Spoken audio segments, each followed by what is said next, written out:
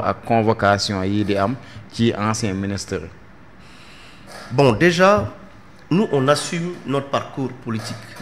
Déjà, Urgence et le président Doudouka, on assume notre parcours politique. Il assume son parcours politique. Parce qu'il faut comprendre aussi, c'est le parcours vécu, moi, définir kan moy nit ki. On est dans le monde politique, on peut entendre du tout, c'est normal. Tant que tu décides de faire la politique, il faut que tu parais, dégg li la neex, li la neexul, li nga def ak li nga deful, adina demee noonu. C'est très important aussi. Mais il faut comprendre que si aujourd'hui on parle d'une autorité qui fait partie de ceux qui ont travaillé sur le programme qui a élu l'ancien président.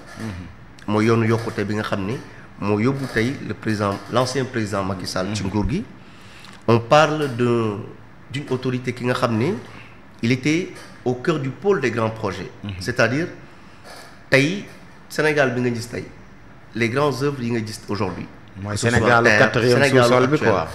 Les grands travaux yi. Mooy Sénégal 4e sous-sol bi. 4e sous-sol bi. Bon, c'est toi qui le dis. Non, c'est pas moi qui le dis, c'est le Premier ministre qui l'a dit. Effectivement, c'est le Premier ministre de tous les Sénégalais. C'est normal de le dire aussi. Donc, moi, c'est l'actuel Sénégal que tu vois, les grands travaux. En 2012, qu'il était au cœur de ce pilotage, de ce Sénégal actuel qu'on a vu.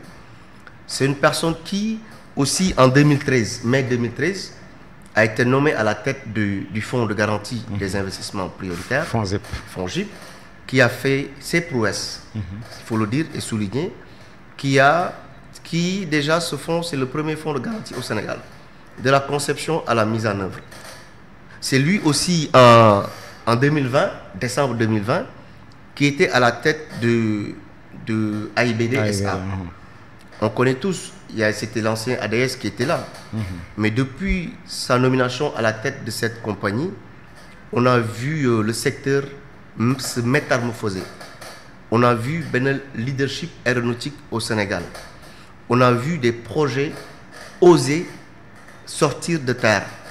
On a vu quand même une vision claire, nette et précise. C'est avec lui qu'on a vu certaines choses prendre forme. Et ça, il faut le féliciter, c'est très important. Et il faut comprendre aussi, c'est lui qui, en septembre 2022, a été nommé comme ministre des transports aériens et des infrastructures et du développement des infrastructures aéroportuaires.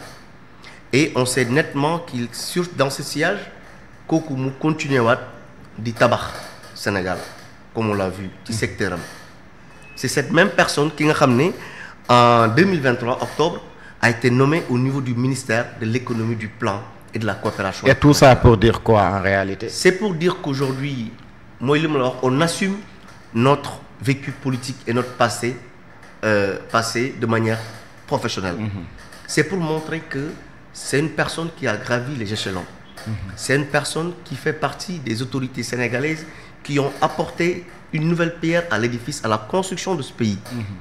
Donc c'est une personne en qui cette population doit avoir confiance. C'est important, parce qu'il a fait ses preuves. Et nous sommes une ère de preuves.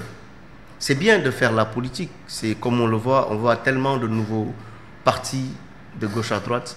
Mais la chose la plus importante, c'est aussi de voir des personnes qui incarnent ces partis politiques. Donc il fait partie des rares personnalités dans ce pays que ce pays ne se fera pas sans eux. Ça, il faut le préciser. Donc c'est ce monsieur actuellement qui est dans son cabinet, le cabinet Cassi Holding, qui est dans l'investissement massif, qui est dans des choses et qui est en train de faire ses preuves à l'international. Donc Taï, c'est normal, c'est un homme politique. C'est normal d'assumer que les gens parlent de toi, c'est tout à fait logique. C'est tout à fait normal.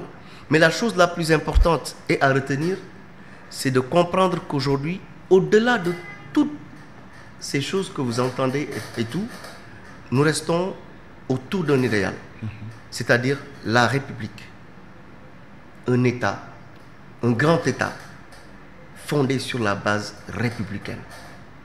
Et malgré ce qui se passe, la chose la plus importante aujourd'hui, c'est de comprendre que l'urgence aujourd'hui est dans la construction future. Aujourd'hui, on souhaite quand même que l'actuel régime, l'actuel gouvernement puisse quand même réussir leur mission. Parce que c'est ça notre objectif. Le combat n'est pas personnel. La vision n'est pas crypto-personnelle. Et c'est aussi une occasion de lancer un appel. Mais avant Lolo. Non, c'est important. Non, parce que l'Afrique a besoin aujourd'hui, l'Afrique a besoin et le Sénégal a besoin aujourd'hui que les acteurs politiques ñu am benn grandeur se retrouver autour d'un idéal pour unir autour de l'essentiel, c'est-à-dire le Sénégal. Mais qu'on règle quand même d'abord le problème de la justice. D'accord. C'est quelqu'un comme ni nga ko waxee qui a un parcours gigantesque comme ni nga ko expliqué lépp. Mais tey boo nekkee ay nit. ngeen gouverner pendant presque 12 ans. Après gouvernement bi jeex.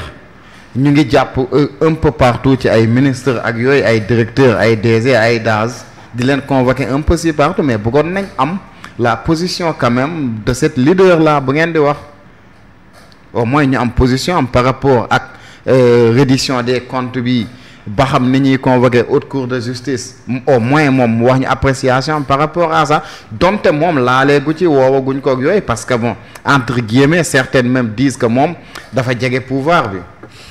Vous savez, pourtant, cette question, j'allais y venir, c'est juste pour vous dire que aujourd'hui au Sénégal, il pouvoir il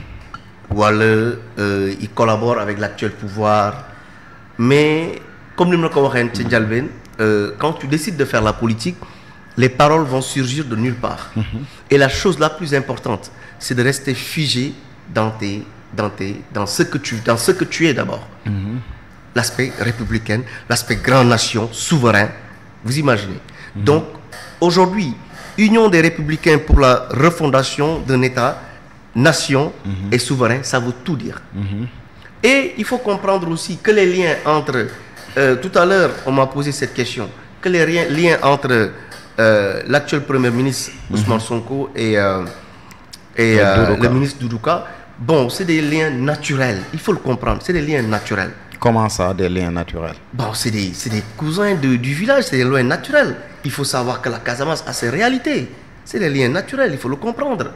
Donc, au-delà de tout ça, la chose la plus importante aujourd'hui, ce qu'il faut comprendre est que Urgence est un parti politique qui travaille pour la refondation de cette nation. Et quand on parle de la nation, on ne parle pas des partis politiques. On ne parle pas des groupements d'ethnie, on parle d'une nation souveraine, on parle d'une nation autonome dans le Sénégal.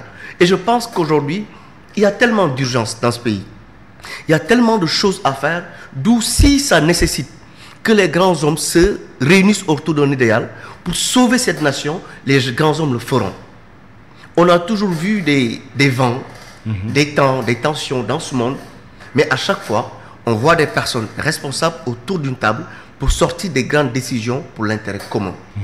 Donc aujourd'hui, ce qui nous intéresse, c'est d'avoir des discussions franches. Ce qui nous intéresse aujourd'hui, c'est de tenir des langages sereins avec cette population. Ce qui nous intéresse, c'est de travailler à ce que, aujourd'hui, la jeunesse sénégalaise qui est là, que devrions-nous faire aujourd'hui pour apporter des solutions rapides? Que devrions-nous faire aujourd'hui pour soulager cette population? Que devrions-nous faire aujourd'hui pour unir cette population? Parce qu'on a besoin de cette unité. Sans unité, rien ne va, rien ne marche. Donc, il faut saluer aujourd'hui ce courage que ce monsieur a et cette vision qu'il partage. Et je pense que le reste, l'aspect justice, comme Ninko dit tout à l'heure, ou l'aspect, comment dirais-je, Cour des comptes et autres, ce n'est pas l'actualité. Non, si. Quand je dis c'est pas l'actualité, je parle de mon parti politique. Je parle de notre vision. Donc, il y a sa parti politique. Nous, urgence, comme nous tous, ils ont préféré, pour être poli, de ne pas se prononcer sur des sujets qu'on convoque Mansour Faye, Ismaïla Madior Fall, nous avons bracelet électronique, Ndeye Saly Diop Dieng joxe caution pour guerre. ñom dañu japp né sen vision duñ wax ci yoy non xam nga bo né dañu japp ni une vision duñ wax ci lolu bon parce que ñi ma wax c'est des gens yo xamantene ils travaillent avec eux c'est vous qui le dites. Vous savez, à l'entame de mes propos j'étais clair, je vous ai dit que on assume nous notre trajectoire. Et j'ai expliqué la trajectoire. On assume pleinement. Maintenant, là où nous sommes, dañu nekk ci benn phase. Mais assumer la trajectoire aussi. mënu la tamit tere aussi wax tamit tey si ki nga daan liggéeyandool mu am problème ak yoon convoqué ko mais am nga ci point de vue. waaw moom laa lay wax et pourtant je pense que je l'ai dit tout à l'heure. xam nga aujourd'hui aspect justice. Tu sais des dossiers qui sont en cours. Et déjà j'interpelle quand même, on voit ci plateau télé yi. Beaucoup de gens initiés ci des dossiers qui sont en cours. C'est pas bon. C'est pas bon. Des dossiers qui sont en cours, laissons la justice faire son travail. Tey ñun lu ñuy ñaan mooy Sénégal nekkaat Sénégal ni mu mel. Lu ñuy ñaan mooy l'actuel gouvernement dañ am parce que gouverner c'est pas facile. Yàlla wàññi leen poids bi ñu mën a am ay solutions et tout. Parce que ce qui nous intéresse, je parlais d'urgence. Peut-être donc ci urgence. Non, UBI c'est union, l'unité. Déjà, nous ce qui nous intéresse, c'est une unité nationale. Ça nous intéresse. Ce qui nous intéresse, c'est tenir des dialogues véridiques, clairs, pointus pour l'intérêt commun. Ce qui nous intéresse aujourd'hui, c'est la refondation de cette nation. Ce qui nous intéresse aujourd'hui, c'est un État-nation souverain. Mais et quand on parle de cette souveraineté, je pense que c'est ça où il faut le dire. Mais tout ça, est-ce que comment arriver à la souveraineté alimentaire, est-ce qu'on comment peut arriver à l'autonomie, comment trouver des solutions auxquelles la jeunesse fait face. Non, c'est important. Comment trouver des solutions auxquelles... Non, ce que vous dites, c'est là où l'urgence. Non, ce que vous dites, mais ce que vous dites là, c'est tellement important. Mais est-ce que tey loolu dafa la war a mën a permettre tey bu nga ignorer même les faits yi nekk di xew actuellement dans ce pays? C'est-à-dire, quel fait par exemple? Aujourd'hui, Mansour Faye est convoqué. Oui, vous savez, la convocation de Mansour Faye, on ne peut pas s'initier par rapport à une convocation quelconque. Vous avez bel et bien dit convocation. Et parler d'une convocation